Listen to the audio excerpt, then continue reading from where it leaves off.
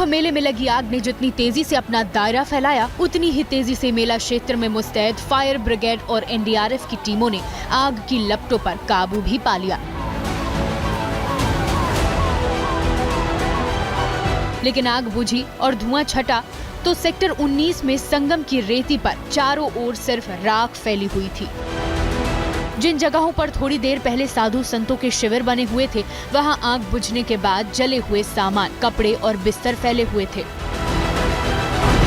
मेले में लगी आग कितनी विकराल थी, ये समझने के लिए कुंभ क्षेत्र में सेक्टर 19 की ये तस्वीरें देखिए।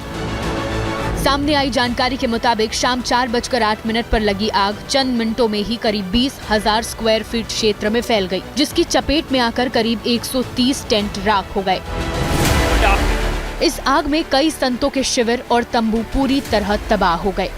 जहां हमने बाउंड्री लगाई है, यानी कि पश्चिम की ओर, उस तरफ सर्कुलेटिंग एरिया घोषित किया गया था कि लोग गंगा नहाएंगे।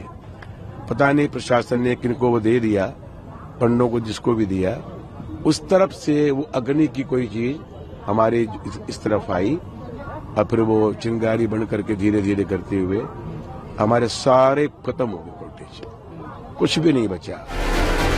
माना जा रहा है कि इस आग में घी का काम शिविरों में रखे साधुओं और श्रद्धालुओं के बिस्तर और कपड़ों ने किया। इसी के चलते चंद मिनटों में ही लपटों ने एक के बाद एक कई तंबुओं को अपनी जद में ले लिया।